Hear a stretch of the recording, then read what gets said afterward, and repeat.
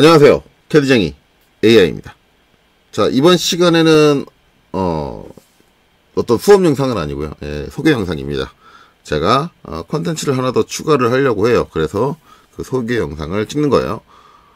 일단 제가 여기서 얘기하고자 하는 거는 이제 제가 지금 자격증을 지금 3가지를 하고 있죠. CAT 2급, 그 다음에 ATC 1급, 그 다음에 CAT 1급. 3가지를 하고 있는데, 그거 말고 이제 추가적인 자격증에 대한 컨텐츠를 하려고 해요. 그러면은 이제 지금 이 영상 같은 경우는 나는 뭐 자격증에 대해서 별로 고민하고 있지 않고, 난 기술적이거나 지식적인 부분만이 필요해 라고 하시는 분들은 이 영상은 지금 닫고 보실 필요는 없으세요. 뭐 여기서 기술적인 부분, 그런 내용은 나오진 않습니다. 자, 그리고 이제 혹시라도 난 자격증을 지금 준비를 하고 있고, 기계나 아니면 캐드 쪽에서 내가 어떤 자격증을 따야 되는지 잘 모르겠고 감이 안 온다라고 하시면 그런 분들은 보시면 조금 참고가 되실 거예요. 자격증에 대한 얘기를 하려고 하는 거니까요. 뭐 어쨌든 그거를 위해서 이제 이렇게 영상을 준비를 했습니다. 자, 그래서 이제 기존에 제가 다뤘던 3개 자격증 같은 경우는 KPC에서 운영하고 있고, 아니면 하나는 이제 둘 중에 하나는 이제 한국 ATC 센터에서 운영하고 있는 이제 ATC 1급이죠. 그래서 KPC랑 ATC 1급인데, 지금 다루고 있는 이 3가지는 전부 다 민간 자격입니다. 그쵸? 민간 자격.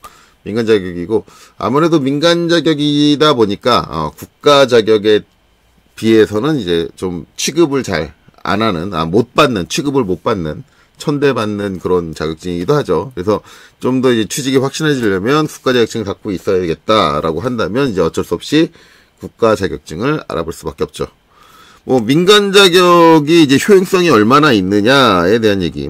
전에 제가 이제 민간 자격증 강좌 찍기 전에 그 전에도 이제 몇 번 얘기를 했지만, 뭐 거의 유튜브에서 이렇게 영상을 올리시는 분들도 계실 거예요. 국가 자격증 빼곤 다 따지 마세요라고 얘기하시는 분들이 있는데, 그분들의 얘기가 뭐 완전히 틀렸다고 볼 수는 없지만, 완전히 맞다고도 볼 수 없습니다. 따지 마세요라는 거는 본인의 주관적인 기준인 거고요.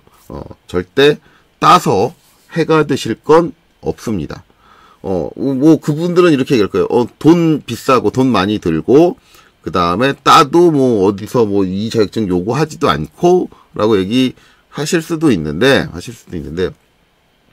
제가 늘상 얘기를 하지만, 자격증 개수가 하나 더 있다고 해서 손해볼 일은 절대 없어요. 분명히 취직할 때는 남들보다 스펙상으로는 우위를 점할 수 있습니다. 한 개가 더 있는 사람이 항상 이기는 거예요. 그런 면을 보면은 조금이라도 확률을 높이는데 기여한다. 그러니까 갖고 있다고 해서 아주 무쓸모는 아니다라는 거예요. 단지 민간 자격은 아무래도 고사비가 비싸죠. 왜냐면 이게 사업적으로 이루어지는 고사다 보니까 거기서는 이게 자격증을 검증한다기보다 그 회사는 그걸로 돈을 버는 게 더 목적이기 때문에 고사비가 비싸요. 고사비가 비싸고 국가 자격증보다도 훨씬 비싸잖아요. 그러다 보니까 가성비, 자격을 하나 땄을 때 드는 비용 대비 그 성능이 많이 떨어지는 건 사실입니다. 떨어지는 건 사실이다.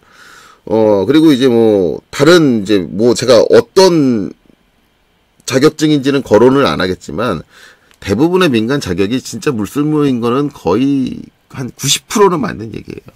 무쓸모라는 게 뭐냐면, 그 자격증 갖고 있어도 자격 검증을 제대로 못 한다든가, 아니면은, 진짜, 그 어떤 회사에서도, 우린 이런 자격, 알고 싶지도 않고 관심도 없고 필요도 없어라고 하는 그런 민간 자격이 진짜 무수하게 많습니다.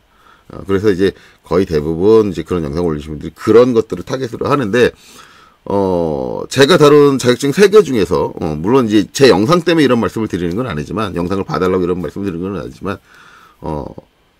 딱 한 개, CAT 2급만은 좀 예외예요.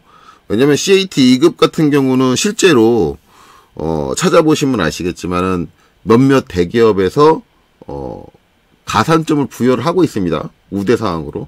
우대해준다고. 그 자격증, CAT 2급 자격증을 갖고 있으면 우대해준다고 돼 있어요. 그러니까 실질적으로 우대가, 민간 자격증에서 이렇게 기업에서 대놓고, 이 자격증 갖고 있으면은 우대해줄게. 라고 하는 경우가 거의 없어요.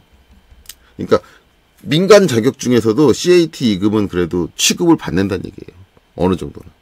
그래서 가산점이 있으니까 그런 회사에 가실 분들은 더더욱이나 더 필요하신 거고.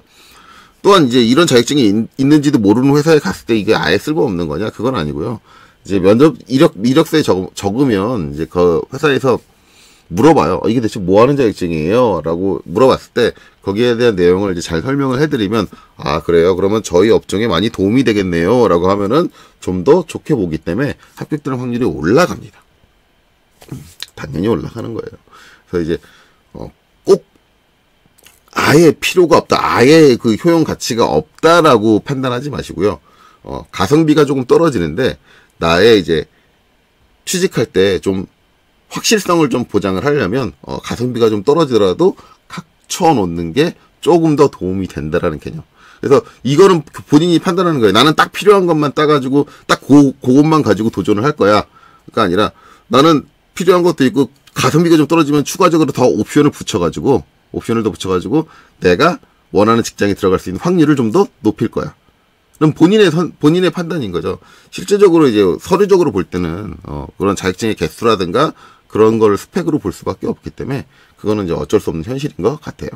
물론 이제 자격증이 실력을 검증해 주는 건 아니죠.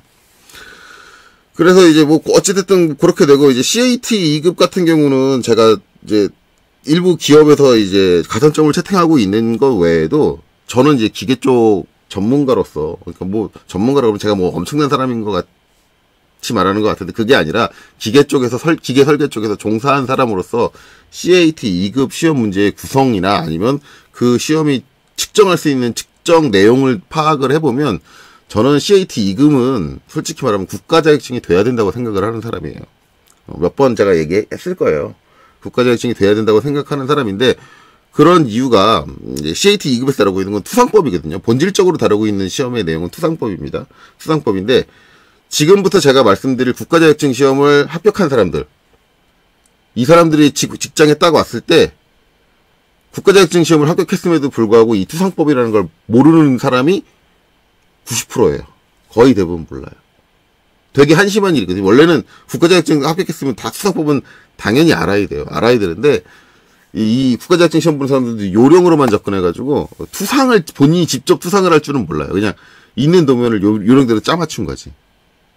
그런 사람들이 많습니다. 그래서 저도 회사에서 실무할 때 되게 많이 당황을 했거든요. 밑에 직원 받아보면 국가 자격증이 있다고 하는데 딱 일 시켜보면은 육면도를 못 그려요. 물체의 육면도를.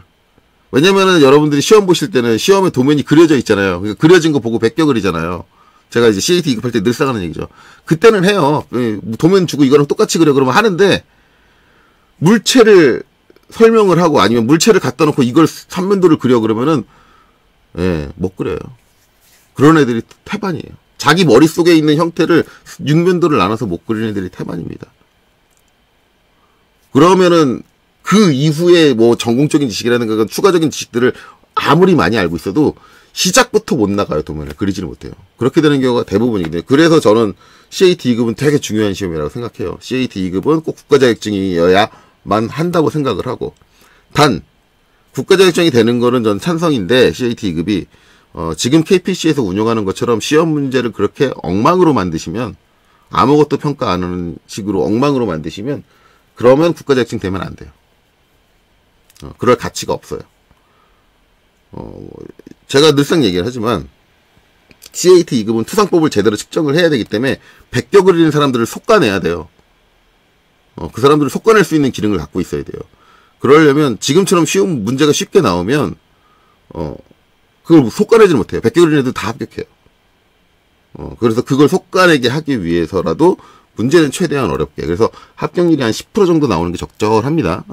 그러니까 제가 말하는 10%는 모든 응시생들에 대한 게 아니라 시험을 처음 보는 응시생들, 재시험자 말고 들만 모아놓고 봤을 때 합격률이 한 10% 정도 나오면 잘 나온 거예요. 그 정도 난이도가 되게 해야 돼요. 그리고 이제 거기에 이제 재시험자 포함하면 많이 나와야 30%를 넘으면 안 된다고 생각을 합니다. 그래야지 자격증의 순기능을 제대로 된 기능을 갖춘다고 생각을 해요. 그래서 그런 이제 퀄리티의 문제를 보장을 하고 국가 자격증이 된다 그러면 저는 CAT 2급은 되게 중요한 시험이라고 생각을 합니다. 뭐 어쨌든 뭐 사설이 길었는데 그에 반해서 이제 CAT 1급이나 ATC 1급은 제가 말씀드렸죠. 그거는 아마도 대부분의 인터넷에서 얘기하시는 그 부분들 국가 자격증 빼고 민간 자격이 무쓸모예요 하는 그 무쓸모 민간 자격에 아마 들어갈 거예요. CAT. 물론 개인적인 판단일지도 모르겠지만 왜냐면 이제 그 어떤 회사도 3D를 한다 그랬을 때 오토캐드로 3D를 할 생각을 잘 안 합니다. 그러면은 이제 여러분들이 얘기하는 게, 그러면 오토캐드로 3D를 하는 경우가 회사가 아예 없냐? 라고 저한테 물어보시면 그건 아니에요. 있어요. 제가 학원 강사하면서 재직자분들, 회사 다니고 있는 분들 받아봤는데, 있습니다. 있어요. 있는데, 진짜 가뭄에 콩나듯이, 뭐, 지역에 한 개 업체 아니면 뭐 2개 업체, 뭐 그 정도. 한 지역에.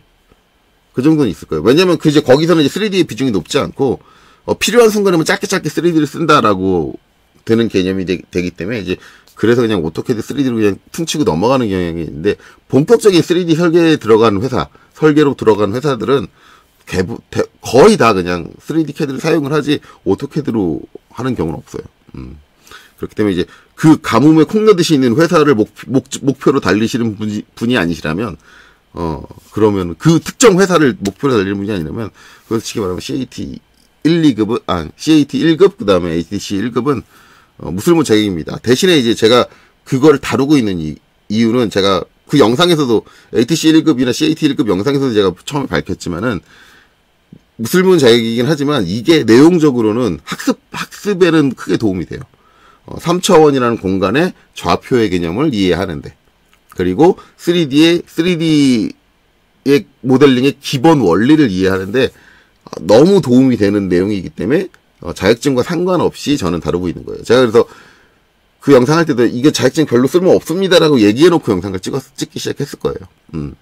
그러니까 그거는 여러분들이 판단하시면 돼요. 그래서 저는 이제 그 내용적인 건 공부를 하되 굳이 자격증까지 도전할 필요는 없다. CAT 1급이나 아니면 ATC 1급은 제 개인적인 생각입니다.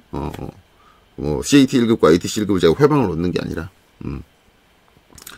뭐 그렇게 생각을 해요. 그래서 이제 그렇게 접근하시면 되고, 이제 사설을 끝내고 이제 본론으로 들어갈게요. 그래서 그렇게 이제 제가 민간 자격을 다루고 있었는데, 이제 지금부터 들어갈 거는 이제 국가 자격에 대해서 한번 다뤄보려고 해요. 자, 그래서 이제 국가 자격인데, 저는 어디까지나 이제 기계 파트니까 기계 쪽에 관련된 거. 기계 쪽에 관련된 건데, 또 기계 쪽에 관련된 모든 자격을 다 다루느냐? 그건 아니에요. 왜냐면 기계 관련 자격증이 되게 많을 거예요. 되게 많은데, 저는 이제 어디까지나 가장 범용적인 기계 설계 포커스에 맞춰서 얘기를 합니다. 왜냐면 이제 제가 설계니까요. 네. 자, 그렇게 해서 얘기를 해서 이제 제가 추린 게 4가지 자격증이에요. 그래서 이제 정리를 해놨는데, 필기하고 실기 시험이 있어요. 필기를 먼저 합격을 하셔야 되고요. 필기를 보고 나서 이제 합격한 사람들이 그 다음에 실기를 보게 돼요. 그래서 이제 그 4가지 시험이 어떤 차이점이 있느냐, 그걸 먼저 아시고 이제 도전을 하셔야 되니까 이걸 먼저 하는 거예요. 자, 그래서 이제 제가 이제 설명드릴 4가지 시험은 이렇게 됩니다. 첫 번째, 전산응용, 기계조도 기능사. 자, 두 번째, 기계설계, 산업기사. 자, 세 번째, 기계설계기사. 자, 그 다음에 일반 기계기사. 자, 기본적으로 4개가 있습니다. 하지만 이 중에 2가지는, 이게 2024년? 2024. 1월에 통합될 예정입니다. 1월 통합. 예, 그렇게 되는 이유는 이제 기계설계 기사가 지금 응시자가 별로 없어요.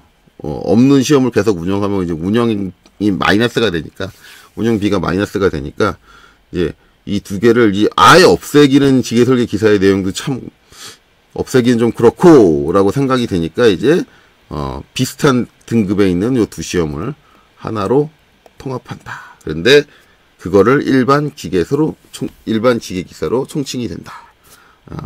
이렇게 되는 거죠. 그래서 이제 일반 기계기사로 2024년 1월 이후로 합쳐질 예정으로 있다. 이렇게 알고 계시면 돼요. 그래서 그 4가지가 있다. 자, 내용적으로 이제 좀 살펴보면은 당연히 이제 여기 기능사라고 써 있네. 얘가 등급이 제일 낮은 애예요. 기능사. 등급이 제일 낮다. 그 다음에 산업기사. 자, 그 다음에 이제 기사 순으로 이제 등급이 올라가는 거죠. 그래서 일반 기기사랑 이제 기계설계 기사는 이제 저 분류로 보면 이제 동급이다. 동급인데 약간 좀 다른 내용을 다루고 있다라고 생각을 하시면 됩니다. 자, 그렇게 되죠. 이제 이렇게 되는데, 당연히 접근하기 쉬운 거는 기능사부터 접근하기가 쉽고요. 예, 위로 갈수록 당연히 접근하기 어려워지겠죠. 그럼 이제 왜 어려워지느냐 뭐 그런 것도 알아야겠죠. 일단은 첫 번째로 걸리는 거는 응시 자격이 존재를 합니다. 그래서 기능사는 제한 없어요. 기능사는 아무나 다 아무나가 가능하다. 하지만 이제 산업기사는 이제 전문대. 전문대.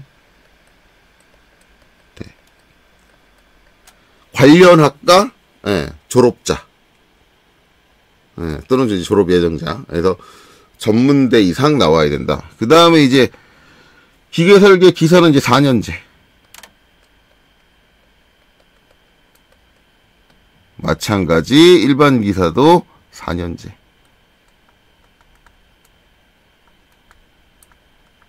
4년제 대학 관련 학과, 기계 관련 학과 전공자 만 도전할 수 있습니다.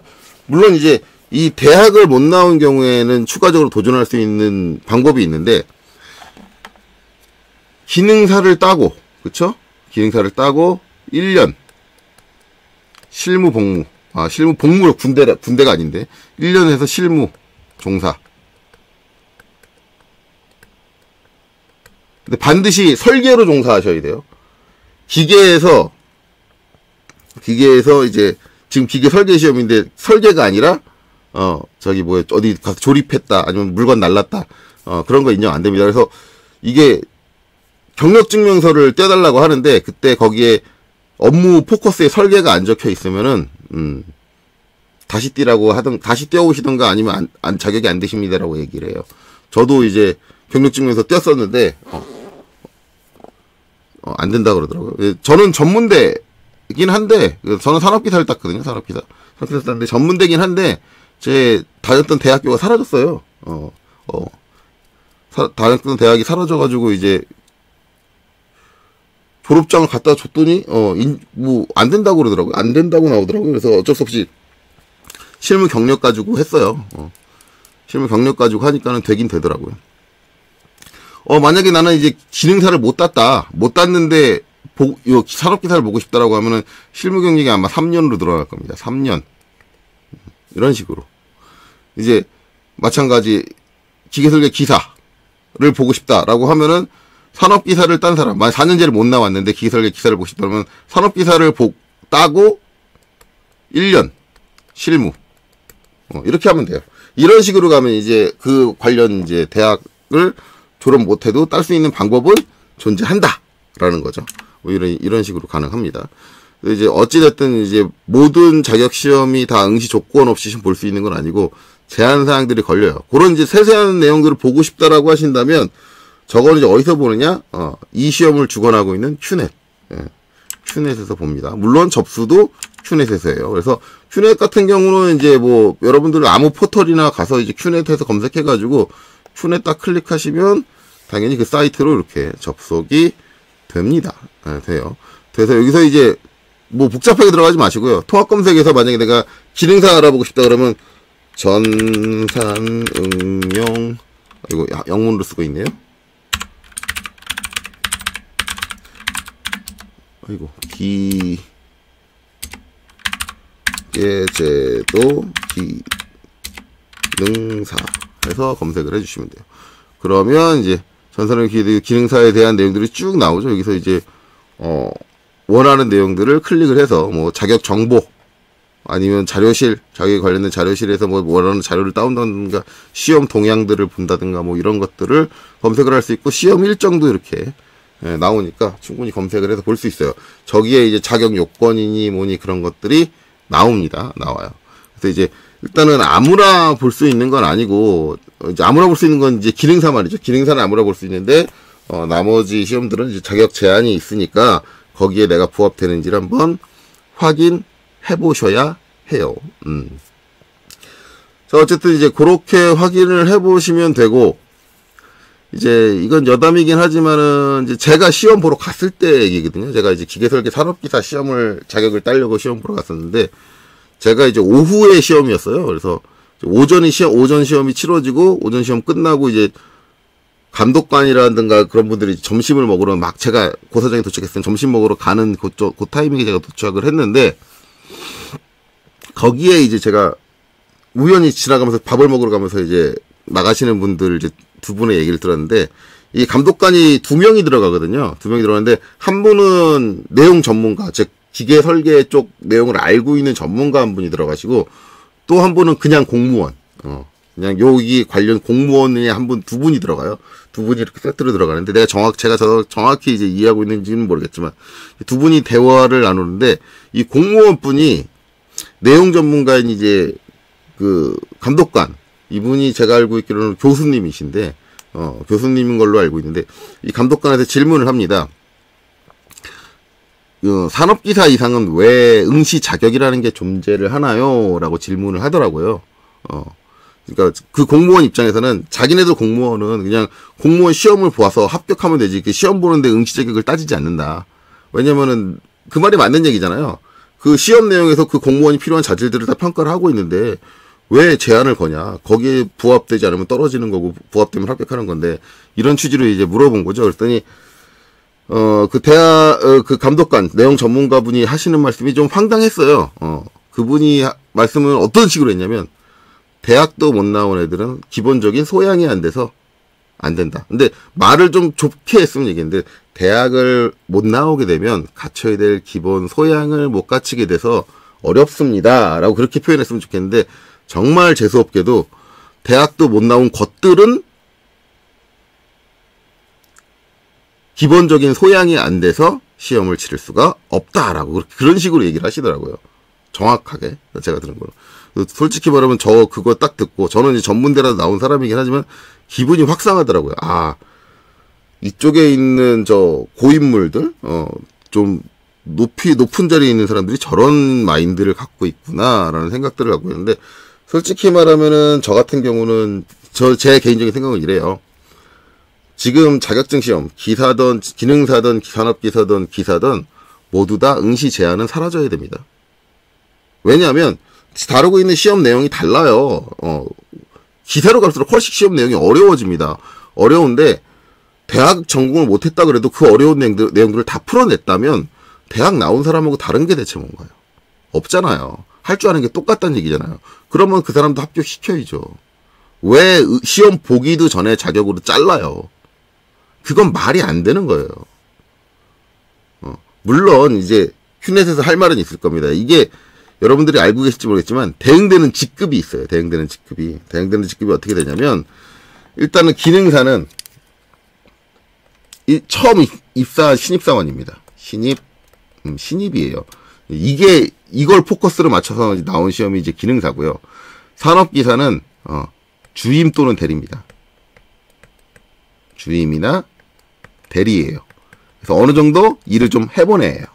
그리고 기사는 팀장급입니다. 팀장. 그래서 과차장이에요. 과차장. 이렇게 이제 이 직무에 해당한다라고 하는 거지만 솔직히 이거는 의미가 없습니다. 이거는 이 자격증에서 주장을 하는 거고요. 4년제 대학을 나와서 기사시험을 합격을 했어요. 기사시험을 합격을 했다. 그럼 회사에서 걔를 처음 딱 뽑고 나서 걔를 팀장을 시킬 수 있느냐? 못 시킵니다. 왜? 아무리 자격시험을 땄어도 여기서 다루고 있는 거는 가장 기초적인 기본 소양이지 학습을 위한 범용적인 내용을 위한 기본적인 내용이지 이 이론들과 그런 것들을 이 사람들이 이 자격시험을 봤다고 해서 바로 실무에 적용할 정도의 노하우가 없어요. 그 정도의 커리어가 안 된다고요. 과차장급이라고 자기네들이 주장을 백날 해봤자 그 누구도 이거 있는 신입사원 뽑아가지고 과차장 안 줘요. 다 얘랑 똑같이 신입이에요. 단지 간혹가다 특정 회사에서는 기사의 이 자격증의 등급에 따라 월급이 약간 플러스가 더 돼요. 많이도 안 돼요. 약간 플러스예요. 자격증의 인사고과 항목에 자격증 가격 쓰면 플러스 얼마 이렇게 적혀 있어요. 그래서 이제 이 자격증의 등급에 따라서 이제 뭐 월급이 조금 더 오른다 그런 건 있을 수 있지만 과차장급이 된다. 예, 말도 안 되는 얘기입니다. 그러니까 얘네들이 하는 얘기는 이거예요. 아니 과차장급인데 야 이거 자격 조건도 안 따지고 응시생을 받으면 어떡해. 근데 그럼 4년제 대학 나온 애가 이걸 합격을 하면 과차장 줄 수 있냐 이거죠. 본인이 생각을 시험을 구성하는 본인들이 생각을 해보시라고 그래요. 그렇게 줄 수 있나? 못 줘요. 어차피 얘네들도 신입사원이야. 말도 안 되는 얘기죠. 그러니까 그런 말도 안 되는 걸로 말도 안 되는 자격 조건을 따지지 마시고 그냥 시험에서 다루고 있는 본질적인 내용을 응시해가지고 합격 조건에 부합이 됐다면 그 사람이 기본적으로 대학을 나왔든 안 나왔든 그 일은 할 줄 아는 거니 거기에 대한 지식은 갖추고 있는 거니 무조건 합격시켜야죠. 왜 시험도 아예 기회조차 안 주는 이건 기회적인 차별이에요. 솔직히 말하면. 그러니까 큐넷에서 치르고 있는 모든 자격증 시험에 대해서 응시 제한은 좀 풀렸으면 좋겠어요. 물론 이거 말고도 좀 풀렸으면 하는 게 몇 가지 더 있습니다. 자격시험에서. 그건 이제 나중에 차차 다루도록 하고요. 자, 어찌됐든 이제 그렇습니다. 그래서 이제 그렇게 이제 등급이 나눠진다라는 건데, 중요한 건 이제 시험의 내용이죠. 내가 이제 어느 시험에 도전을 할까? 자격이 되는데, 내가 과연 도전할 능력이 되느냐? 네. 기본적으로 이제, 필기 시험에서 이제 가장 큰 차이가 나요. 솔직히 말하면 실기에서는 그렇게 큰 차이는 안 납니다. 물론 딱 하나 빼고. 큰 차이는 안 나는데, 실질적인 내용은 이제, 필기에서 차이가 많이 난다. 이제 그 정도로 이해하시면 돼요. 자, 그래서 이제 세세적으로 다른 점. 이거 이제 제가 다른 점을 이제 어떻게 표현할까라고 되게 고민을 많이 했는데, 일단은 기본적으로 여기 화면에 정리되어 있는 내용은, 이건 제가 첨부 자료로 올릴게요. 올리긴 올리는데, 이거는 보지 마세요. 솔직히 말하면 필기 시험에서 다루고 있는 이 세세한 내용은, 제가 이건 좀 추려놓은 거거든요. 내용을 좀 축약을 시켜놓은 건데, 실제적으로 이제 아까 저번 시간에 보여드렸던 큐넷 사이트에서 실제로 그 자격증 관련해서 그 시험 조건을 한번 보셔야 돼요. 그거 이제 제가 아까 검색하는 것까지 저번 영상에서 좀 검색하는 것까지 보여드렸는데 여기 와가지고 보면은 밑으로 쭉 올라보다 보면은 이제 출제 기준이 있어요. 출제 기준. 요거 누르셔가지고 출제 기준은 이제 한글 파일로 돼 있는데 저거 다운 받으셔야 됩니다. 받아가지고 보시면은 좀 더 디테일하게 나와 있어요. 근데 이제 그 내용을 제가 딱 보다 보니까 솔직히 말하면은 전산응용 기계제도 기능사 얘하고 산업기사 얘네 둘은 솔직히 이 내용들이 엉망이에요. 실제 시험이 어떤 과목이 어떻게 나오느냐 물론 이제 이 사람들이 생각했을 때 실제 과목이긴 한데 이거를 너무 NCS에 끼워 맞춰서 작성해놨어요. 이게 NCS라는 게 저는 이제 NCS라는 얘기를 여러분들 이제 요새는 자주 보시죠. 자주 보시는데 저도 저 NCS라는 개념에 대한 얘기를 처음 딱 들었을 때는 되게 신선했어요. 그리고 되게 마음에 들었어요. NCS 진짜 저렇게 됐으면 좋겠다라고 했는데 이거의 실체를 까면 깔수록 얘는 말이 안 되는 얘기예요. 지금 국내에서 거의 다 NCS 하는데 솔직히 말하면 이 NCS대로 교육을 한다라고 하는데 그렇게 되면 교육 진짜 개판됩니다. 제 개인적인 생각으로. NCS대로 교육하면 안 돼요. 그렇게 될 수 없는 이유들이 있어요. 이거는 이상적인 얘기예요. 너무 이상적인 얘기. 너무 이상적인 얘기인데 뭐 그거는 지금 여기서 다룰 내용은 아니니까 나중에 혹시라도 NCS에 대한 내용을 다루게 되면 이제 그때 얘기를 할게요. 그러니까 어찌됐든 이제 그 내용이 너무 짜맞춰 놓다니까 제가 알고 있는 실제 시험에 나오는 출제 범위하고 여기 이렇게 정리되어 있는 내용들하고 매칭이 잘 안 돼. NCS의 가장 특징이 실제적인 거하고 매칭시키려고 그러면 내용을 매칭시키려면 되게 어려워요. 그게 잘 안 돼요. NCS는 나름 실무에 있는 내용들을 직무에 대한 기준들을 파악해서 업무를 과목을 분류하고 세분화했다라고 하는데 실제로 거의 대부분 실무 기준으로 보거나 실제 과목이랑 어떤 특정 과목이랑 매칭하려고 그러면 매칭이 죽어라고 안 되는 특징이 있어요, NCS. 그래서 제가 싫어하는 것도 있습니다. 자, 어쨌든 그래요. 그런데 어찌됐든 있는 상황에서 이제 최대한 알아보자. 라는 건데, 이 내용은 이제 제가 참고자료를 올릴 거니까 거기서 디테일하게 보시고, 이제 기본적으로는 이제 전산응용 기계제도 기능사는 이제 거의 이제 계산 과목이 거의 없고 암기 과목 위주다라고 하면 돼요. 필기는 암기 과목 위주다. 근데 이제 거기서 나오는 것들이 이제 가공법 아니면 이제 재료 여기 이제 밑에 기계재료 선정 이렇게 있죠. 재료에 대한 내용. 요거 재료 나오면 이제 재료에서 뭐 이제 열처리 나오고, 뭐, 금속, 비금속, 뭐, 그렇게 하고, 뭐, 마르텐자이트, 뭐, 그런 내용들이 나오겠죠, 이제. 그런 이제 내용들이 있고. 그 다음에 이제 중요한 건, 이제, 도면 쪽 내용들이 나와요. 이 형상 모델링 작업, 뭐, 이 기본 측정기 사용하고, 요 기능 파악 선정 뭐 이런 것들이 나오는데, 어쨌든 이제 저런 도면 그리는 데 있는 내용들이 나온다. 그걸 이제, 도면 그리는 내용을 이제 문제는, 저런 이제 도면 그리는 내용을 말로, 필기로 이제 시험을 본다니까, 그 내용들이 진짜 뜬구르 잡는 소리 같은, 그러니까 도면을 잘 그리는 사람도 이해하기 어려운 식으로 말로 풀어 나오니까, 조금 그런 부분들에 문제가 좀 있다고 생각을 해요, 저는 개인적으로. 저런 거는 저기 말로 시험 볼 게 아닌데, 왜 저런 걸 말로 시험 보지?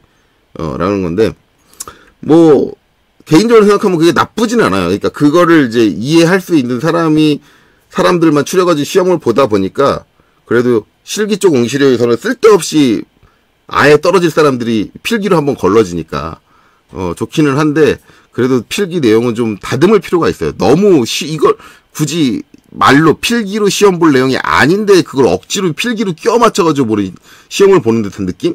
그런 게 되게 강하거든요. 그래서 이건 좀 아닌데. 그나마 이제 아마 기능사 쪽에서 계산 문제가 나오면 요런 겁니다. 체결 요소 선정, 설계 이런 게 있죠.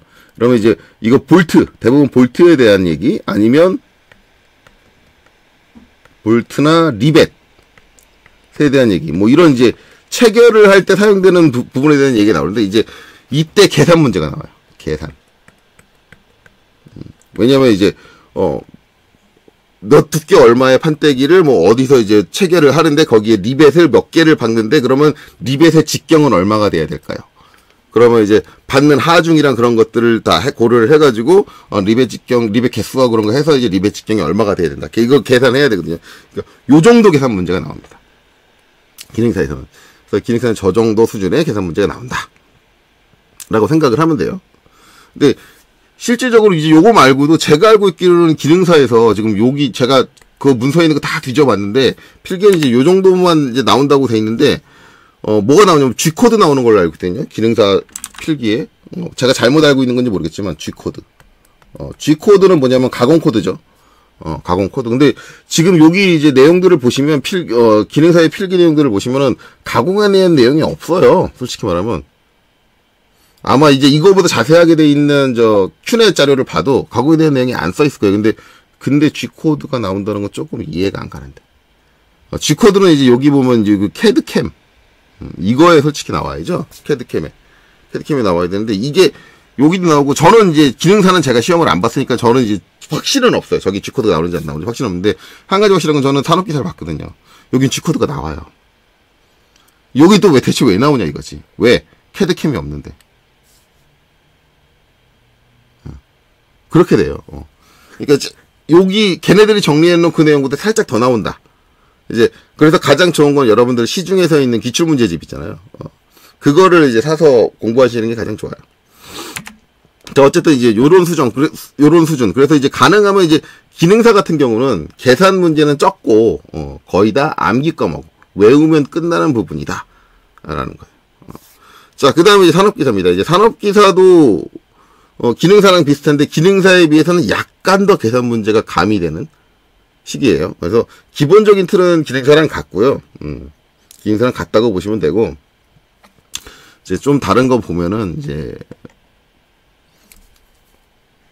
여기 보면 이제 좀 추가되는 부분이 이제 뭐 별거 없죠. 예, 다 똑같죠. 측정기 작업 계획 이거 다 똑같고요. 체결 요소도 똑같이 나오고, 뭐 도면 분석은 아마 이거랑 내용이 좀 다르게, 과목이 다르게 돼 있는데 다 비슷한 내용이에요, 이것들이. 그리고 재료 파악인데 기계재료 선정이 있으니까 얘는 하나로 퉁친 거고, 얘네는 재료에 대한 게 좀 디테일하게 좀 나와요. 이렇게 항목이 좀 디테일하게 나오니까 그러니까 얘는 간단한 이제 기계 재료에 대한 것만 묻고, 얘는 조금 더 디테일하게 재료에 대해서 묻겠다라는 건데 별 차이 없습니다. 두 개 다 비슷해요. 제가 알기로는 저 재료에 대한 거는 두 개 다 비슷하고, 얘 같은 경우는 이제 요렇게 되고, 그 다음에 이제 추가될 만한 게, 요 밑에 있습니다. 밑에. 계산 문제가 추가될 만한 게 밑에 나오는데, 뭐 이제 이게 정확하게 이렇게 차이가 나는지 모르겠어요. 이제 기능사 같은 경우는 계산 문제, 여기서도 동력 전달 요소 요거 할 때도 계산 문제 나오거든요. 저 같은 경우는 이제 컨베어 구성하는데 이제 베어링을 베어링을 얼마짜리를 쓰고 할 때 베어링이지 하중에 맞는 베어링을 선정하려면 이제 베어링 어떤 걸 선정을 해야 되느냐 그런 문제들이 나올 수 있어요. 아니면은 베어링에 적용되는 축의 직경이 얼마가 돼야 되느냐 뭐 그런 것들을 물어보는 내용들이 있어요. 그러니까 그런 거 계산 문제가 나오는데 얘는 이제 동력 전달 요소만 있잖아요. 기능사는. 근데 얘는 동력 전달 요소 있고 치공구 요소도 있고 그러니까 약간 이제 구성되는 요소들이 좀 늘어나니까 계산돼야 될 요소들이 좀 늘어난다. 뭐 그런 식으로 생각하면 되는데 이게 지금 옛날에는 이렇게 NCS 기준으로 안 있고 그냥 과목이 따로 딱딱 적혀 있거든요. 그래서 뭐 가공, 컴퓨터 그래픽 뭐 그렇게 따로따로 과목이 딱딱딱 나눠져 있었는데 이걸 NCS의 분류에 맞춰서 이렇게 나눠 놓으니까 정말 알아먹기 힘들어요. 어쨌든 이제 기능사에 비해서는 약간 더 계산 문제들이 더 가미 된다. 그래서 좀 더 다양한 요소에 대해서 계산을 하고 그렇게 된다. 그 나머지 것들은 똑같아요. 똑같아요. 자, 이렇게 되죠. 자, 그래서 이제 산업기사까지는 솔직히 말하면 필기도 그렇게 접근하기 어려운 포커스는 아니에요. 근데 이제 접근하기 어려워지는 건 이제 기사입니다. 기사인데 자, 일단은 기계설의 기사를 보면은 재료역학이 나옵니다. 모든 기구의 기본이죠. 재료역학. 모든 기계의 기본. 기구라기 하기보다 이제 기계죠. 재료역학이 나오고, 그 다음에 이제 기계 제작법, 가공이 여기 나오는데, 얘네들은 내용상에 가공에 대한 내용이 없어요. 필기 내용에. 근데, 가공에 대한 내용이 나옵니다, 시험에. 이 둘 다. 가공에 대한 게 뭐냐면, 우리가 흔히 알고 있는 선반, 밀링, 뭐 그런 것들, 그러니까 가공을 어떤 식으로 할 거냐, 뭐 방전 가공을 할 거냐, 아니면 주물로 뜰 거냐, 뭐 이런 그런 제작 방법들에 대한 내용들이 나오는데 그게 여기 안 나오느냐? 나와요. 근데 여기는 이게 그런 게 안 적혀 있잖아요. 안 적혀 있는데 나와요. 분명히 나옵니다. 걔네들은 나와요. 이거는 왜냐면 얘든 다 기본이에요. 이 가공을 알아야 되는 건, 가공을 알아야 되는 건 신입사원이든 뭐 대리든 뭐든 다 알아야 되는 내용이에요. 그게 가공을 알아야지 도면 자체 그리는 거 가능해져요. 근데 이게 안 나온다는 게 말이 안 되는데 내용이 안 적혀 있어요. 안 적혀 있는 이유가 NCS 기준으로 적어놨기 때문에 그래요. 근데 요 뒤에 것들은 이제 기사에 대한 내용들은 NCS에서 좀 벗어나게 적어놨어요. 딱 NCS에 틀에 맞춰놓지 않고 벗어나게 적어놨어요. 그러니까 얘네들은 좀 알아먹기 편해요. 그러니까 이런 이유 때문에 제가 자꾸 NCS를 자꾸 안 좋게 생각을 하는 거예요. NCS를 제가 비하할 생각은 없지만 NCS의 그 기본적인 취지나 그런 건 정말 딱 처음에 딱 보면은 환상적입니다. 아, 진짜 저대로 됐으면 좋겠다. 근데 그걸 까보면 실제적으로 그렇게 될 수가 없구나 라는 게 느껴져요. 너무 실제하고 너무 매칭이 안 돼요, NCS는. 이렇게 되죠. 어찌됐든 이렇게 됩니다. 그래서 뭐 어쨌든 이제 뭐 가공이 나오는데 이거는 여기만 나오는 게 아니니까 기사만 나오는 게 아니니까 이거 공부하면은 이제 얘도 뭐 자동적으로 이제 되는 거죠. 어쨌든 이제 특징적인 건 재료역학이 들어간다라는 게 가장 특징적입니다. 아마 이제 계산 문제 싫어하고 기본적인 이론이 부족하신 분들은 역학이 한 개라도 들어간다 그러면 여기서부터 학을 뛸 거예요. 학을 뛸 건데 기본적으로 이제 역학은 전문대 이상 졸업자라면 학교 다닐 때는 다 기본적으로 학교 교과 과정에 있는 거니까 충분히 하실 수 있는 겁니다. 그래서 솔직히 말하면은 기능사나 산업기사 같은 경우는 이제 대학을 못 가신 분들을 빼고 가신 분들 같은 경우는 이 두 시험은 아무 때나 봐도 돼요. 왜냐면 졸업하고 한참 뒤에 보셔도 되는데 기사를 보실 분들은 졸업하고 오래 있다 한참 있다 시험 보지 마세요. 졸업하고 나서 바로 보시던가 아니면은 졸업 전에 이제 예정자일 때 졸업 예정자 마지막 학년일 때 응시하시던가. 저는 그걸 권장해요. 왜냐면 그때 해야지 이런 역학에 대한 내용들을 안 까먹어요. 근데 이제 졸업하고 1년, 2년, 실제적으로 졸업하고 난 바로 취직했다. 취직하면 역학에 대한 내용을 안 까먹냐? 아니에요. 그 역학에 대한 내용을 내 업무에서 쓰지 않으면 100% 까먹습니다. 실질적으로 여기서 여기 떠들고 있는 저도 역학은 거의 다 까먹었어요.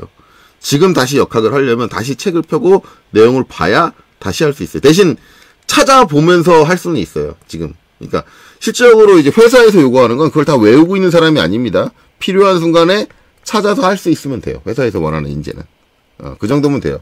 그래서 대부분 회사 간 사람들이 기본적인 개념들은 까먹지 않지만 디테일한 공식이라든가 그런 것들은 다 까먹고 있어요. 그러면 야 그거 어디 있었지 하고 찾아가지고 다시 나중에 필요할 때 꺼내가지고 하는데, 그런데 자격증 시험은 그렇게 되면 시험을 떨어지게 되겠죠. 그렇기 때문에 기사 시험은 무조건 여러분들 졸업 예정일 때, 그리고 졸업하자마자 바로 그때 시험 보시는 거를 권장을 드려요. 그러니까 기사를 목적으로 달리겠다라고 한다면 대학교 졸업 시즌부터 쭉 기사를 목표로 공부를 하셔야 돼요. 그래야지 따실 수 있어요. 그러니까 그런 거 주의하시면 돼요. 자, 그리고 이제 만약에 이제 난 대학 못 나왔는데 기사를 따고 싶다라고 한다면 진짜 노력 많이 하셔야 됩니다. 당연히 실무를 띄고 계시겠죠. 실무를 띄고 계시니까 그런 생각을 갖고 계시겠죠. 왜냐면 실무를 띄지 않으면 이걸 응시 자격 자체가 안 되니까. 예. 저는 그게 마음에 안 든다는 거고요. 왜 그런 자격을 뒀는지. 어쨌든 실무를 띄면서 이것들에 관련된 이제 역학 이런 이론들을 전부 다 혼자서 독학으로 공부를 해야 돼요. 물론 이제 특정 교육기관 학원이라든가 아니면은 이제 여러분들 야간대 그런 것들을 통해서도 할 수 있고요. 그런데 이제 진학해서 하는 방법도 있지만 어찌됐든 실무를 하면서 힘겹게 공부를 해야 된다라는 거. 되게 왜냐면 공부만 하는 것보다 이제 실무하면서 공부하는 건 엄청난 차이가 있죠. 저도 해봐서 알지만 엄청난 차이가 있어요. 그러니까 조금 많이 힘들 겁니다. 그래서 이제 그런 것들도 고려해서 이제 준비를 하셔야겠죠. 자, 그렇게 되고 그 다음에 이제 여기 축계 요소, 그 다음에 진동용 기계 요소, 제어용 기계 요소, 이제 유체 기계 요소, 유체라는 말이 나오죠. 여기까지는 안 나왔는데 이런 것들이 나온다. 그러니까 이런 것들이 더 추가된다. 그러니까 좀 더 세분화되고 디테일하게. 그리고 이제 재료도 여기는 그냥 재료라고 나왔는데 여기는 이제부터 뭐가 나와요? 철, 강 나오고 기계재료 시험법과 열처리 방법이 나오고 비철금속이라는 내용이 나오고 비금속이라는 내용이 나오고 이런 용어들이 나오기 시작을 했다 그러면 기본적으로 여기 있는 것보다는 좀 더 깊게 들어가겠구나 라고 볼 수 있는데 별반 다르지 않아요. 어차피 열처리할 때 오스테나이트 마르텐자이트 그런 거 나오는 거는 별반 다르지 않겠죠. 그래서 이제 마치 좀 더 디테일하게 좀 적혀 있지만 얘랑은 크게 차이가 없을 거다. 그리고 얘랑도 크게 차이 없을 거다. 한 줄로 적혀 있는 똑같은 내용이 다뤄질 거다라는 거죠. 자, 그리고 좀 더 밑으로 내려가 볼까요? 밑으로 내려가 보면 이제 이렇게 있고. 자, 그러면 이제 체결용 기계 요소 설계라는 게 이렇게 냈는데 결국은 이거잖아요. 체결 요소 설계. 같은 내용. 이게 똑같이 이런 게 나온다라는 거고. 그다음에 기구의 종류가 있는데 이제 이건 또 이제 같은 내용이에요. 결론적으로는 이제 단지 여기서는 이제 동류전달 요소 하나만 이렇게 나온다. 여기는 동류전달 요소랑 이제 치공구 요소단데 이런 것들을 이제 통칭해서 이제 기구가 나옵니다. 여기에 다 나올 거예요. 이제 얘는. 그리고 이제 동력 전달 장치라고 했잖아요. 그럼 여기 전달 장치가 있잖아요. 여기서도 나오고 그다음에 밑에 캠도 나오고 그렇죠? 이렇게 나온다. 그리고 이제 형상 모델링은 이게 여기 있는 내용들이 쭉 빠져 있다고 생각을 하잖아요. 이게 이제 요 밑에 있습니다. CAD 캠 시스템, 그 다음에 형상 모델링이 3D 모델링. 아마 CAD 캠 시스템이 이제 2D, 기본적으로 2D, 그 다음에 이제 캠이고, 그 다음에 형상 모델링이 3D 쪽 내용이 나오는데, 이제 저렇게 나온다라는 건데, 솔직히 여기서 이제 제일 싫은 게 이런 것들이에요. 컴퓨터 그래픽스 기초. 그 다음에 CAD 캠 시스템. 이런 것들을, 우리가 이제 실질적으로 작업해서 평가를 받아야 되는 걸 말로 평가를 받는다는 건데, 이게 진짜 싫은 이유가 뭐냐면, 이런 문제들이 어떤 식이냐면, CAD 시스템 같은 내용들 나오면 뭐가 나오냐면, 원을 그리는 방정식. 그러니까 우리 수학 시간에 원의 방정식 있죠? 원의 방정식, 그 다음에 타원의 방정식, 그런 것들이 나와요. 그래서 이제 어떤 식으로 나오면, 기본 이제 원점 좌표계에서, 중심축이 얼마만큼 떨어져 있고 반지름이 얼마인 원을 그리는 방정식으로 만든 것은 사지선다에 고르게. 그렇게 나오죠. 그나마 이제 원의 방정식이나 타원의 방정식은 그나마 쉬워. 왜? 공식이 딱딱 정해져 있으니까. 그런데 이제 뭐냐면 무브명령으로 CAD에서 무브명령으로 X축으로 얼마, Y축으로 얼마 움직였을 때, 이 move 명령은 이제, 뭘로 나오냐면, 우리 이제 행렬이라 그래야 되나? 이렇게 해서 이제 뭐, X, Y, Z 했고, 뭐, 여기, 쭉쭉쭉쭉 해가지고, 이제 이렇게 행렬, 수학에서 행렬 되는 저기서 이제, 이게 바뀌어야 되나요? 얘가 바뀌어야 되나요? 얘가 바뀌어야 되나요? 얘가 바뀌어야 되나요? 어디가 바뀌어야 되나요? 그거 물어보고 있어요.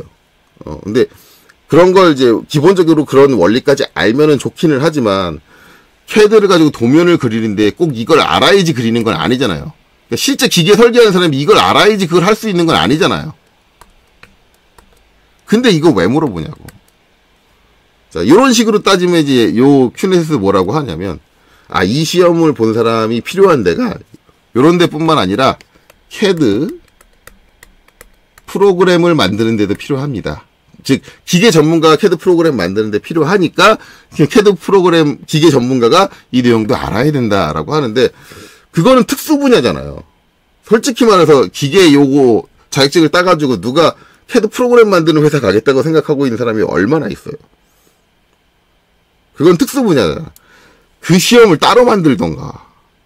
왜 특수 분야에 한정된 내용을 여기다 추가를 하냐고요.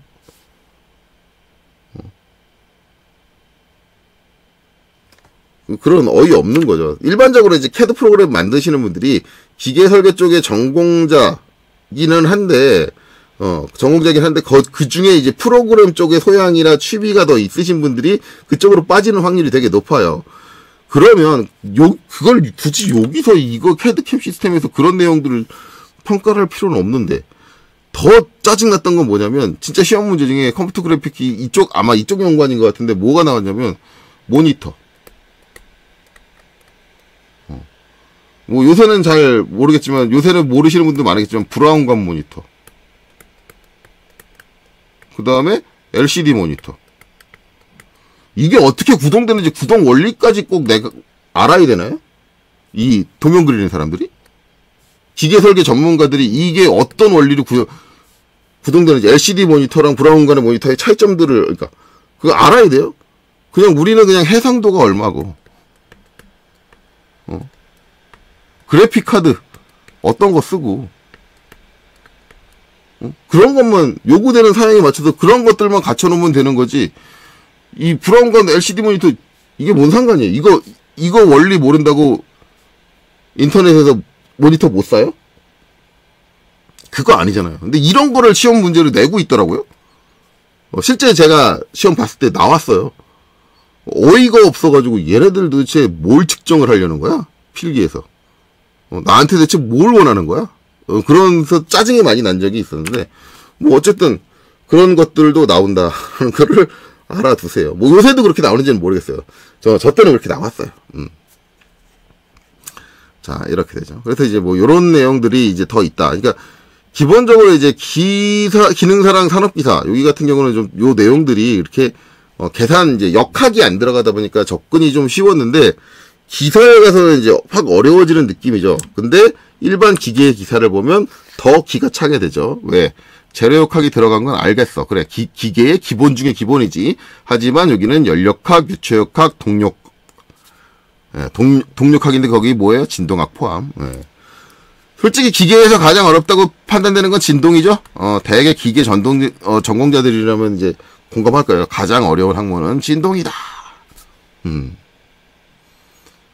뭐 동력학 말고도 정력학이 있는데 정력학은 안 써있네요. 정력학. 정력학은 안 나오나? 이거 모르겠어요. 제가 일반 기계에서 시험을 안 봐서. 어쨌든 기본적인 삼역학, 재료역학, 연력학, 유체역학, 기본적인 기계의 삼역학은 다 나왔다. 거기에 플러스 동력학이다. 거기에 플러스 진동학이다. 예. 이렇게 되죠. 이렇게 되면 이제 정점을 찍는구나. 그러니까 얘는 필수로 졸업하자마자 바로 까먹기 전에. 그쵸? 학점 잘 나온 이 순간, 바로 지금 이 순간, 재빨리 시험 보시는 게 유리하다. 그 다음에 이제, 재료에 대한 내용이 나오죠. 근데 좀, 이건 뭐지, 이쪽하고 똑같고, 그 다음에 유압기기가 이렇게 따로, 떨어져 있네요. 유압기기. 유압이라는 얘기가 여기 처음 나온 건 아니죠. 이제 그 전 단계에서 밑에 쪽에서도 이제 유압 얘기가 있었는데, 어디에 이제 포함되는 형식으로 이제 아마 있었을 거예요. 유압이 어디 있었지? 어쨌든, 다른, 아래쪽, 앞에 쪽에도 유압에 대한 내용이 조금 나오기는 할 거예요. 어쨌든, 유압기기. 근데 이제 그 밑으로 없어요. 융합기기 나오고 나면 이제 얘는 없는데, 그래서 이제 어떤 느낌이 드냐면, 이게 일반 기계 기사 같은 경우는 기계 쪽에서 알아야 되는, 진짜 필기 쪽에서 알아야 되는 핵심 내용을 중점적으로 시험 본다라는 느낌? 그래서 저는 이제 굳이 시험으로 치자면 일반 기계 기사의 시험 구성이 진짜 필기로 생각을 한다 그러면 진짜 필기에 필요한 내용들을 제대로 보는구나 라는 느낌이 좀 있습니다. 느낌이 있어요. 자, 이렇게 되죠. 그래서 이렇게 돼요. 그래서 이제 일반적으로는 이제 아마 가장 많이 하는 게 이렇게 되고, 이제 이렇게 되고, 이렇게 되고, 이렇게 된다. 필기 쪽에서 이제 보면 이렇게 나눠지는데, 그 다음에 이제 실기도 봐야겠죠. 실기도 이렇게 되려면 이렇게 있는데, 실기는 솔직히 말하면 이제 되게 이제 어렵게 구성되어 있는데, 뭐 이렇게 써놓는 게 좀 말이 안 된다고 자꾸 NCS 규정에 맞춰서 이제 이렇게 써놨는데, 요거 이제 요 위에 거랑 내용 대조해보면 위에 거랑 내용 다를 거 별반 다른 거 없습니다. 그러니까 NCS 내용을 여기다도 적고 여기다 그대로 적어놓은 거예요. 특히 전산응용 기기사는 진짜 NCS 내용 판박이에요. 판박이에요. 그대로 그냥 NCS 내용만 적어놓고 말았더라고요. 이래놓고 뭘 판단하는 거냐는데, 이거는 이제 기본적으로 조립도를 보고, 그렇죠? 조립도를 보고 요구되는 부품도를 작성하죠. 요구되는 부품의 부품도 2D, 그리고 요구되는 부품의 3D 모델링. 이게 다예요. 3D 모델링을 한다. 두 장의 도면을 만드냐. 2D 도면, 3D 모델링 도면. 큰 내용이 그거예요. 그 내용이고, 그 내용이 어떻게 달라지느냐인데, 일단, 산업기사에서는 요 내용을 고스란히 합니다. 고스란히 해요. 조립도 보고 2D 부품도, 그 다음에 3D 모델링 도면 작성을 하는데, 이걸 작성할 때 얘는 추가되는 게 뭐냐면, 요 내용이 이렇게 적혀 있지만 이게 중요한 게 아니라, 여기에 설계 변경. 추가돼요. 설계 변경.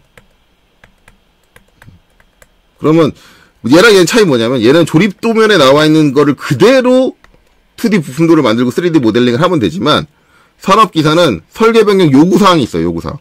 요구사항.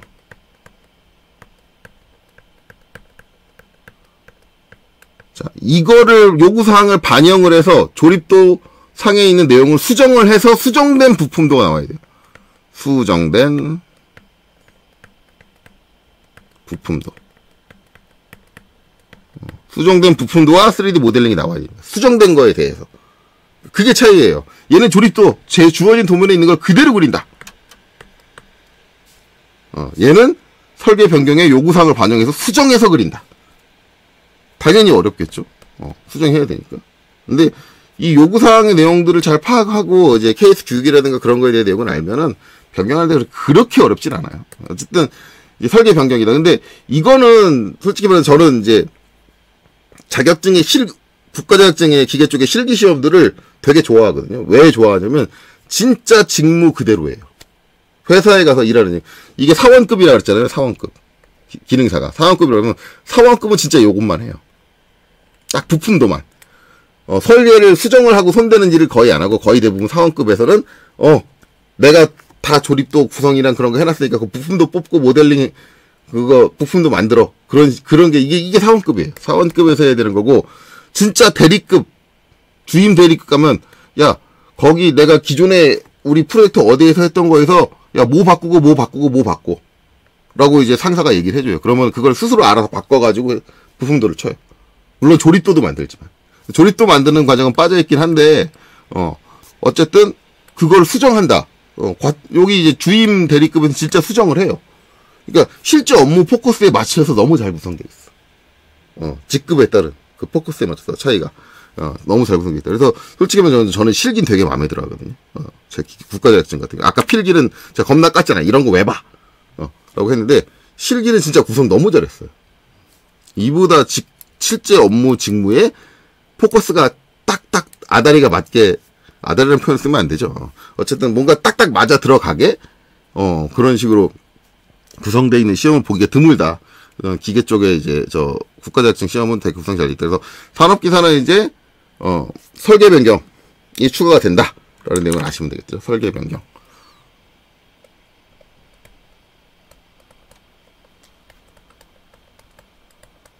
자, 그 다음에는 이제 기사죠. 기사인데, 요 두 개가 달라요, 좀. 자, 일단, 제가 일반 기계기사 실기 시험을 보지는 않았지만, 제가 알고 있기로는, 일반 기계기사의 실기는, 기능사의 실기와 똑같습니다. 즉, 뭐예요? 조립도를 보고,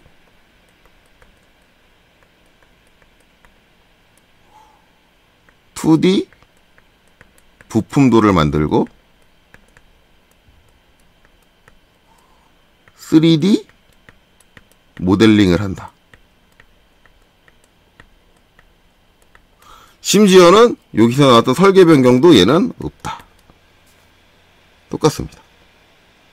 똑같아요. 얘랑 요렇게 똑같다.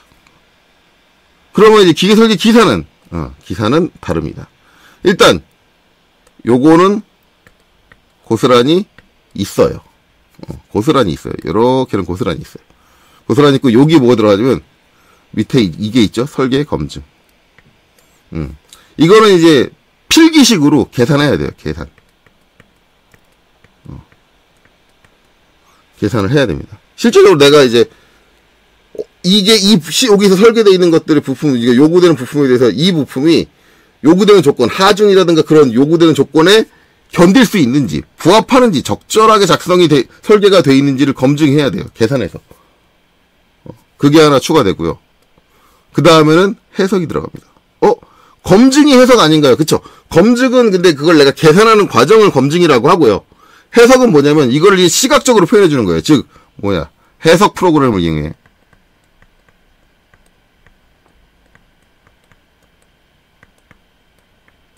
이용해서 해석을 진행을 한다. 그리고 보고서를 작성을 한다. 그거예요. 이게 추가가 돼요. 근데 가장 부담되는 게 뭐예요? 해석, 계산, 이거죠. 그러니까 실기는 얘가 제일 어려워. 그래서 얘만 시간이 7시간. 5시간. 5시간. 이런다고요. 얘만 7시간이야. 왜? 해석이 해야 되거든. 물론 이제 여기서 요구하는 해석이 복잡한 해석은 못 시켜요. 왜냐면 컴퓨터 성능도 안 될걸요? 고사장에 있는 복잡한 계산은. 그냥 아주 간단한 이제 해석을 시키는 건데, 그렇게 할 거면 왜 시키나 몰라. 그렇죠? 왜 시키는지 모르겠는데 어쨌든 해석이 들어간다. 이렇게 됩니다. 자, 그래서 이제 요런 이제 특징이 있다. 라고 해요. 라고 해서 보는데, 일단은 제가 봤을 때는 이제 기사 쪽에서는 일반 기계 기사가 좀 합리적인 것 같아요. 왜냐면은 이론에 대해서는 확실하게 검증을 합니다. 이론. 왜? 이론은 저기 어디서 필기에서 모든 역학이 다 나오죠. 이론은 얘가 가장 확실하게 검증을 해주고요. 거기에 실기는 너무 과하지 않을 정도로 적절하게 평가를 한다. 적절하게. 한 가지 아쉬운 건 얘도 설계 변경은 있었으면 좋겠어요. 설계 변경. 그리고 얘가 아무리 이론을 확실하게 봤다고 해도 기능적인 기능적인 부분도 좀 확실하게 봐줘야 되는데, 왜냐면 기사잖아요. 아무리 기사. 그러니까 얘 산업기사 수폭 수준의 포커스는 맞춰야 된다라고 저는 생각을 해요. 그래서 여기 설계 변경은 추가가 돼야 되지 않을까. 라고 합니다. 그에 비해서, 기계 설계 기사 같은 경우는, 얘는 이론보다는 실작업. 작업에 포커스가 맞춰져 있는 것 같아요. 솔직히 말하면 작업 자체는 얘가 더 확실하게 봅니다. 거기에 해석까지 보잖아요. 설계 검증도 보고. 그러니까 얘는 이제 솔직히 말하면 실무 위주. 실무 위주. 실무는 이론을 더 중시하진 않아요. 솔직히 말하면. 이론을 중시하는 건 무슨 특별한 새로운 아이템을 개발한다든가 그런 개발 업체들은 중시할지 모르겠지만, 일반적으로 쭉 해오던 일을 계속 이어가는 직장에서는 이론은 그렇게 쓸 일이 많지 않습니다. 그때그때 필요할 때 찾아 쓰면 돼요. 하지만 실질적인 실무는 잘해. 실무 실력은 좋아야 돼요. 기능적인 부분들. 이런 것들은 잘해야 돼요. 그런 거에 더 포커스가 맞춰져 있는 게, 기계 설계 기사가 아닌가. 라고 하는데, 제가 알고 있기로는 기계 설계 기사가 응시생들이 적은 게 이쪽이 어려워서 그래요. 이쪽. 이 실기가. 제가 얘기했잖아요. 필기 같은 경우는 대학 갓 졸업하신 분들이잖아요. 그러면 전혀 부담 안 돼요. 왜? 대학교에서 맨날 하던 내용이니까. 하나도 부담 안 돼요. 대학생들이. 이렇게 많이 다루고 있다고 혹! 안 해요, 대학생들은. 왜? 여지껏 공부한 게 이건데, 뭐. 그러니까 이제 대학생들이 생각을 했을 때는, 자기네들 문제는 필기가 아니라 뭐다? 실기다. 대학생들이 실기가 약합니다. 실기가 약해요. 그래서 뭘 택하느냐? 실기가 어려운 얘를 버리고 얘를 택한다. 그러다 보니까 얘는 응시생이 적어지고 얘는 응시생이 늘어난다. 그러다 보니까 나중에 2024년에서 얘가 얘로 통합된다. 통합되면 이제 걱정되는 거 뭐냐? 실기가 이렇게 바뀌는 거 아닌가 했는데 이렇게 안 바뀔 것 같아, 이거는. 느낌상. 이거는 몰라요. 그때 까봐야지 알아요. 근데 제가 알고 있기로는 이렇게 안 바뀔 것 같아요. 왜냐면 이것 때문에, 얘가 실패하는 이유가 이것 때문에 실패하는 거거든요. 실질적으로 대학 졸업한 애들을 대상으로 생각을 하면 부담되는 거는 필기는 하나도 부담 안 돼요. 얘가 부담되지. 이걸 겁나게 못해요. 그래서 그렇습니다. 그래서 아마도 이제 일반 기계기사로 통합되지 않을까. 그래서 굳이 기사 쪽을 보시려고 하신다면 제가 봤을 때는 기계설계 기사보다는 일반 기계기사 쪽을 공부하시는 게 더 나을 거라고 저는 생각해요. 굳이 뭐 두 개 다 딸 필요 없잖아요. 물론 이제 실무에서는 얘를 잘 몰라요. 이런 실무 기계 쪽에서는 얘가 있는지를 몰라요. 얘만 압니다. 얘가 유명해요. 유명한데 실무에서도 여기까지 필요한 회사는 거의 없어요. 그리고 이거는 앞으로 점점 뜨는 라이징 스타고. 그래서 저런 기사를 볼 때 일반 기계 기사를 보는 걸 더 권장을 합니다. 이렇게 되죠. 그래서 지금까지 들은 내용을 가지고 이제 여러분들이 나는 어떤 자격증 시험을 보는 게 낫겠다라고 포커스를 맞춰서 공부를 해나가시면 돼요. 돼요. 자, 그래서 이제 제가 요런 자격증들에 대해서 이제 다룰 거다라고 얘기했는데 우선적으로 다룰 거는 당연히 제일 쉬운 전사, 능용, 기계제도, 기능다에 대한 내용부터 다룰 겁니다. 그럼 선생님 필기도, 실기도 모두 다루시는 건가요? 아니요. 필기는 전 다루지 않습니다. 그럼 대부분 얘기해요. 선생님 왜 필기는 안 다루시는 건가요? 다 까먹으신 건가요? 네, 맞습니다. 당연히 까먹었죠. 제가 지금 자격증 딴 지가 언제고 대학교 졸업한 지가 언젠데 그걸 다 기억해요. 네. 제가 까먹었다라는 건 업무에 쓸 수 없을 정도로 까먹었다라는 게 아니라 업무에 자주 쓰는 것들은 알지만 시험, 필기 시험 같은 데에 나오는 것 정도로 디테일하고 세세하게는 모른다는 얘기예요. 까먹고 있다는 얘기예요. 업무에 자주 나오는 내용들은 당연히 알고 있겠죠. 자, 그렇게 해서 까먹었다는 거고, 중요한 거는, 자, 설사 제가 이걸 까먹지 않았다, 필기에 대한 내용을 까먹지 않았다고 해도, 제가 이걸 해줘야 될 이유를 잘 모르겠습니다. 왜? 거의 대부분의 전산응용 기계도 필기의 문제는 암기인데, 제가 학생들한테 늘상 물어봐요. 선생님 왜 필기는 안 해주세요? 라고 하면 학생들한테 늘상 물어봅니다. 제가 읽어드리면 잘 외워져요? 본인이 외우려고 노력을 해야지 외워지는 거 아닌가요? 저는 그럼 한마디 합니다. 서점 가서 책 사서 외워. 이거밖에 답 없어요. 서점 가서 책 사서 외워. 뭐 계산 문제는 계산 문제 서점 가서 책 사서 공식 보고 공식 사용하는 법 계속 연습해. 그거밖에 없잖아요. 그걸 제가 읽어줘서 뭐해요, 이거를. 뭐하러 읽어줘, 이거. 제가 읽어주면 뭐 머리에 그냥 한 방에 들어와요? 그거 아니잖아요. 그러니까 이건 할 가치가 없어요, 제가. 이건 제가 할 가치가 없고, 이건 여러분들 스스로 해야 돼. 필기는. 저한테 필기에 대해서 얘기하지 마세요. 저는 아무것도 안 알려줄 거야. 선생님, 필기에 대한 내용들을 다 그러면은 제가 책 사서 볼 필요 없이 다 얘기해주면 되지 않나요? 근데 이 필기에 대한 내용은 제가 얘기를 했죠. 저거는 대학교 4년제로 치면 4년 동안 배우는 과목에 대한 내용입니다. 뿔뿔이 나눠져가지고 그 내용들이 모이면은 이제 이 필기의 내용이 돼요. 그렇다는 얘기는 뭐예요? 제가 대학 4년짜리 커리큘럼을 대학교도 교수님별로 나눠서 하는데, 혼자 다 해야 된다는 얘기잖아요. 말이 안 되죠. 그래서 안 다뤄요. 물론 제가 이제 기능적인 부분들을 다 다루고 나서 나중에 기회가 되면 그거 다 하고 나서도 할 게 없으면 그때 이제 필기에 손대기 시작할 거예요. 한 과목씩 차근차근 필기에 손댈 그럴 계획은 갖고 있으나 지금은 아니라. 그래서 저는 실기만 다룬다. 실기만. 그래서 이제 우선 전산응용 기계도 기능사 실기를 다룰 거다라는 거죠. 그럼 이제 여기서 질문이 한 가지 더 나와요. 선생님, 그러면은요, 선생님, 우리 이제 실기 하려면 2D 도면도 작성을 해야 되지만, 3D 형상 모델링도 잘 해야 되잖아요. 선생님, 3D CAD를 유튜브에서 아직 강의를 하지 않으셨어요. 그쵸. 저 3D CAD 아직 안 달았습니다. 안 달았어요. 자, 그러면 대체 3D는 어떻게 할 거냐? 뭘로 할 거냐? 오토캐드로 할 겁니다. 오토캐드로. 왜? 오토캐드 3D는 배웠잖아요. 선생님, 이런 얘기하면 얘기하죠.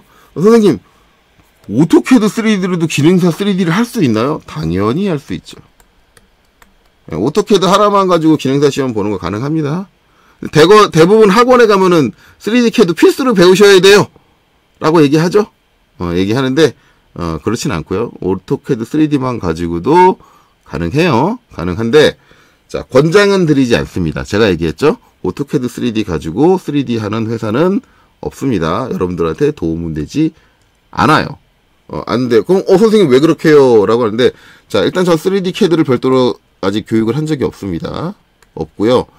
이제, 모든 학원이나 그런 데 시스템이 무조건 3D CAD를 배워야지 기능사를 갈 수 있게 하는데, 일부, 특정한 분들이 요 오토캐드만 하면서도 기능사를 필요로 하시는 분들이 계세요. 어떤 분들이냐면 제가 아까 말씀드렸듯이 가뭄에 콩나듯이 있는 그런 회사에 들어갈 걸로 예정이 돼 있는데, 기능사를 따오세요.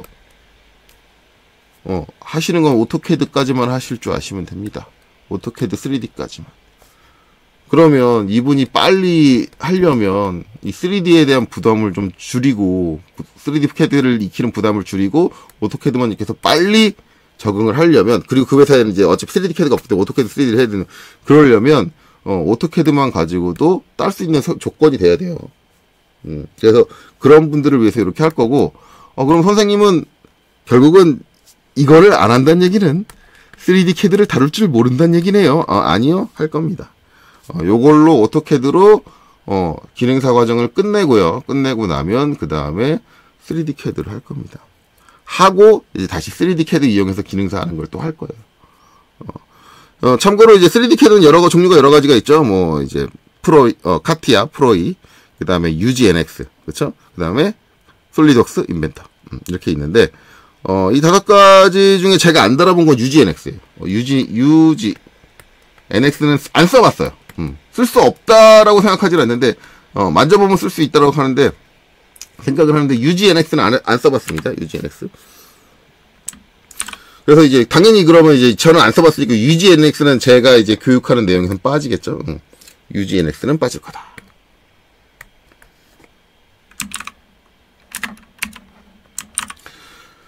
그러면 이제 선생님 뭘로 3D 캐드를 할 건가요? 근데 저는 이제 솔리드웍스를 할 겁니다. 솔리드웍스.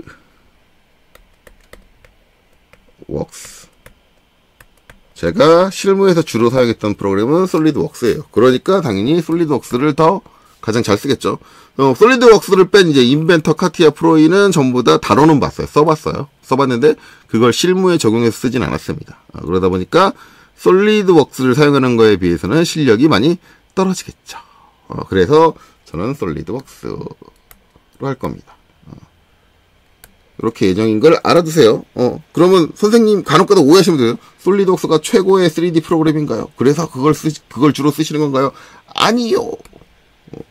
이거는 솔리드웍스는 누가 최고라고, 그러니까 3D 프로그램은 누가 최고라고 말하기는 좀 그렇고요. 자기 성향에 맞는 프로그램들이 있습니다. 참고로 저는 솔리드웍스가 성향이 좀 맞아요. 근데 인벤터를 쓰면 인벤터가 나쁘다는 게 아니라 제 성향하고 안 맞아요. 저는 인벤터의 시스템이 상당히 불편하다고 느낍니다. 그리고 솔리드웍스가 편하다고 느끼는데 이거는 모든 사람한테 통용되는 건 아니에요. 왜냐면 제가 알고 있는 친구분 설계 잘하는 분이 계신데 이분은 3D를 인벤터를 되게 좋아해요. 솔리드웍스를 혐오합니다. 그분은. 그러니까 이거는 사람의 성향에 따라 달라지는 거기 때문에 이거는 솔리드웍스가 최고여서 그런 게 아니라 일단 제가 가장 많이 써봤고 가장 많이 알고 잘 다루기 때문에 저는 솔리드웍스를 채택을 했어요. 그리고 이제 물론 이제 실제 실무에서 가장 많이 쓰이는 프로그램이 나눠지기는 하는데 솔직히 말하면 거기에 대해서 제가 언급을 하기 별로 좋아하진 않아요. 좋아하진 않는데 왜냐면 이게 실무에서는 어떤 프로그램 많이 씁니다라고 제가 여기서 얘기를 해버리면 그 프로그램은 분명히 어떻게 해요? 안 배우려고 할 거라고. 안 배우려고 한다고. 내가 그렇게 얘기해버리면. 근데 제가 무슨 리서치 기관도 아니고 어떤 회사들한테 우리나라에 있는 기업들한테 전부 다 통계 그 설문조사지를 돌려가지고 통계를 낸 건 아니잖아요. 제가 이제 강사로 재직을 하면서 들어왔던 교육 의뢰 그런 내용들을 종합을 해봤을 때는 어떤 프로그램이 분포가 더 높아라는 건 저는 개인적으로 알고 있는데 그것도 이제 시간이 지나면서 좀 더 바뀔 수도 있는 부분이기 때문에 확정적으로 말씀을 드릴 수가 없고 그거를 제가 공개를 해버리면 제가 특정 업체를 메이커를 밀어준 것처럼 돼버리니까 그걸 공개하기도 그렇고 그래서 저는 이제 그런 거에 대한 내용은 별로 이제 얘기하고 싶진 않고요. 어찌됐든 제가 가장 잘 쓰는 게 솔리드웍스라서 솔리드웍스로 수업을 할 예정이다 라고만 밝히고 마치겠습니다. 자, 그래서 이제 지금 들어갈 거는 다시 한번 정리를 하면 전산응용 기계제도 기능사에 대한 수업을 이제 할 거고요. 필기는 여러분이 알아서 저는 실기만 우선은 오토캐드로만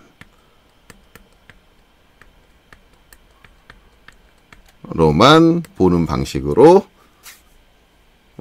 영상을 찍도록 하겠습니다. 자, 이 이제 기능사 콘텐츠는요 이렇게 빠르게 나가진 않을 거예요. 왜냐하면 이제 기능사에 대한 내용이 처음 나오면은 KS 규격에 대한 얘기들이 나와야 되는데 그렇게 되면 이 규격 자료들을 제가 정리하는 작업이 필요해요. 그리고 사용되는 문제도 이제 보시면 아시겠지만 다 기존에 있는 문제들은 저작권이 걸려있기 때문에 제가 못 씁니다, 함부로. 그래서 이거 강의 한번 할 때마다 문제를 제가 새로 만들어야 돼요. 문제를 만들어야 되기 때문에 빨리빨리 진행이 안 돼요. 저희가 회사도 다니면서 개인적인 시간에 문제 만들고 영상 찍고 그래야 되니까 빨리빨리 진행이 안 되고 되게 더디게 진행이 될 겁니다. 혹시라도 이 자격증 따는데 급하다라고 하시면 제가 가장 권장드리는 건 학원을 가세요. 이게 제일 빠릅니다. 가장 빨리 할 수 있는 방법은 학원 가시는 거예요. 학원에서 자격증 과정을 들으세요. 저는 영상을 찍고 있지만 자격증에 관련된 것들은 영상은 보조 여러분들 개인적으로 공부할 때 보조제로 쓰시고 자격증을 목표로 하시는 분들은 꼭 학원을 가시는 걸 저는 권장하는 편이에요. 왜 꼭 학원을 가야 되느냐? 이게 온라인으로 교육을 듣는 거하고 실제 강사하고 대면 교육하는 거하고는 차이가 있습니다. 대면 교육을 하게 되면 강사가 여러분들한테 직접적인 신경을 써줘요. 근데 온라인 교육은 그런 게 안 되죠. 여러분들도 느끼실 거예요. 제 영상 보시는 분들은 느끼실 거예요. 강사가 직접적으로 신경 못 써주는 거 느껴요. 그게 차이가 엄청 큽니다. 모든 교육은 가장 좋은 건 기본적으로 대면이에요. 만나서 하는 교육이 제일 좋아요. 제일 확실하고요. 저도 제 수업을 듣는 여러분들의 표정이나 그런 걸 봐야 제가 무슨 말을 했는데 이 사람이 이해를 했구나. 아직 이해가 덜 됐구나 라는 걸 느끼는데 저 그런 거 하나도 못 느끼잖아요. 온라인으로.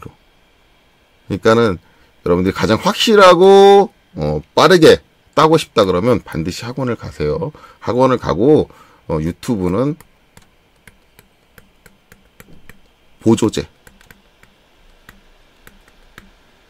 라고 생각하시면 돼요. 보조제다. 그러니까 영상에 너무 목매지 마시고 빨리 따시면 자격증. 근데 난 시간이 충분하고 나는 영상만 봐도 기술을 충분히 익힐 수 있어 라고 느끼시는 분들은 그렇게 느끼시는 분들은 굳이 학원 가실 필요까지는 없어요. 시간이 충분하다. 그래서 제가 느리게 진도를 나가도 다 커버가 가능하다라고 하시는 분들은 그렇게 보시면 그냥 보시면 돼요. 봐도 뭐 충분히 여러분들이 이해할 만큼, 더욱이나 저는 자세하게 얘기를 할 거예요. KS 규격 나올 때 KS 규격 하나하나 깊게 팔 겁니다. 깊게 파고 자세하게 얘기할 거니까 오히려 시간이 충분하신 분들은 세밀한 내용들을 제대로 익힐 수 있으니까 더 도움이 될 거예요. 자, 그래서 이번 새 컨텐츠에 대한 소개는 이제 여기서 마치도록 하겠습니다. 여기까지 보시느라 수고 많으셨습니다.